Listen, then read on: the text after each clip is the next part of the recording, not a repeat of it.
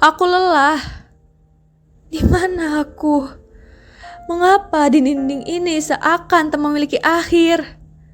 Tidakkah seorang pun ingin menjemputku pergi dari sini? Mengesalkan. Jika saja aku pada awalnya tidak penasaran dengan permainan aneh ini, pastinya aku tidak akan kelelahan seperti sekarang. Di sini bahkan tidak ada penerangan sama sekali. Jadi, kemana aku harus pergi? Timur? Barat? Bahkan aku tidak tahu di mana pastinya bagian-bagian itu. Ya Tuhan, tolong aku. Dinding yang mengapitku di kanan kiri membuatku sesak berlama-lama di sini. Tumitku sudah sangat sakit karena perjalanan mencari jalan keluar, tetapi tak kunjung ditemukan. Hingga aku menyerah dan memutuskan duduk beristirahat, menunggu seseorang penolong datang. Namun sedari tadi tak ada seorang pun melewati daerah ini. Hei, daerah mana ini? Astaga, sepertinya permainan labirin ini memang sangat berbahaya. Haruskah aku menunggu ajal saja yang datang menjemput? Tidak ada makanan dan air, hanya kegelapan yang menyelimutiku. Mungkin memang takdirku tersesat di daerah tak berujung ini. Mari, memejamkan mata, merenungkan kata-kata terakhir untuk diucapkan kepada dunia. Hahaha. Keras kepala. Keras kepala.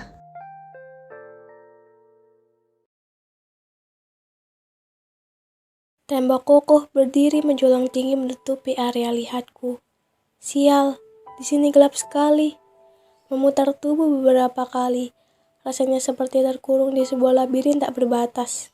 Melangkah maju, berbelok, mundur, kembali ke tempat awal. Rasanya seakan tak ada bedanya antara bergerak atau menetap di tempat. Apakah usahaku memutari tempat mengerikan selama berjam-jam lamanya ini sia-sia? Seandainya aku tidak nekat memasuki tempat ini beberapa waktu lalu, pasti sekarang aku sudah tidur nyenyak di rumah. Pasti mama khawatir, juga papa. Aku menyesal, sungguh menyesal. Berjongkok, kurasakan sekitarku kian menggelap. Kututup mata dan telinga rapat. Entah kenapa tiba-tiba rasa takut membuatku remuk redam.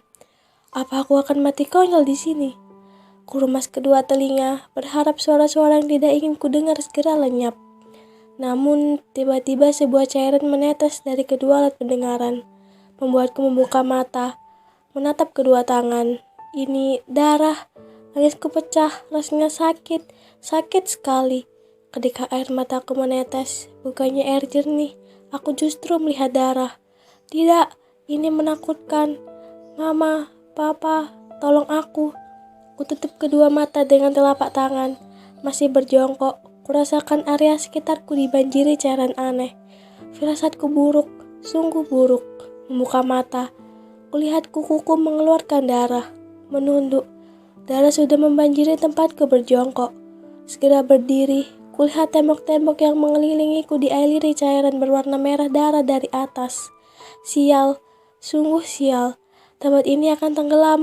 Aku mencoba berlari, mencari jalan keluar, membelah cairan yang terus meninggi. Tidak, aku tidak akan selamat. Labirin ini tak memiliki jalan keluar. Aku akan mati.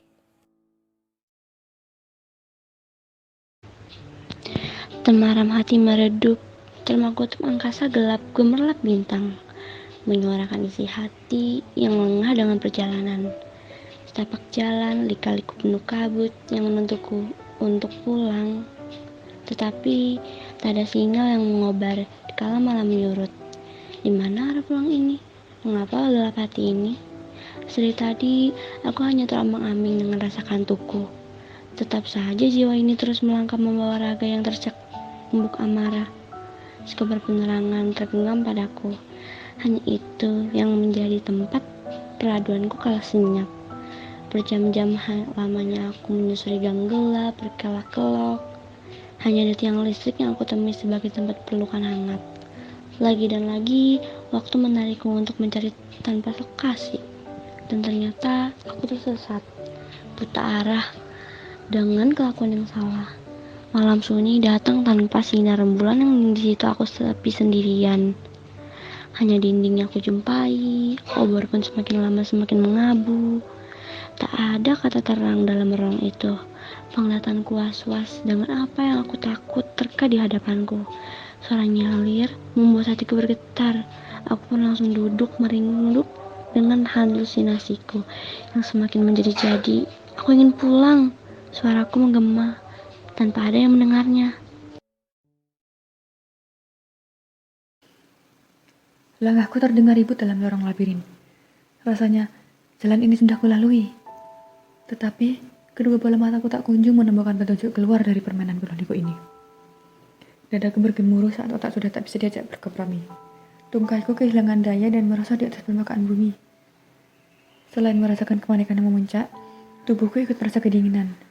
Pandanganku memburam karena air mata yang mulai mendesak turun. Bukankah aku memulai permainan ini bersama 3 temanku? Sekarang di mana mereka? Tepat ketika kesadaranku melemah dan hampir limbung, sepasang kornea mataku menangkap figur seorang lelaki yang berdiri tegap di ujung belokan. Jubah hitamnya sedikit berkibar akibat dari hembusan udara. Netra sewarna magenta milik sosok itu berkilat. Sebuah seringai terpatri di wajah bak pahatan itu. Mulutnya menggumamkan sebuah sapaan sebelum kesadaranku benar-benar terenggut.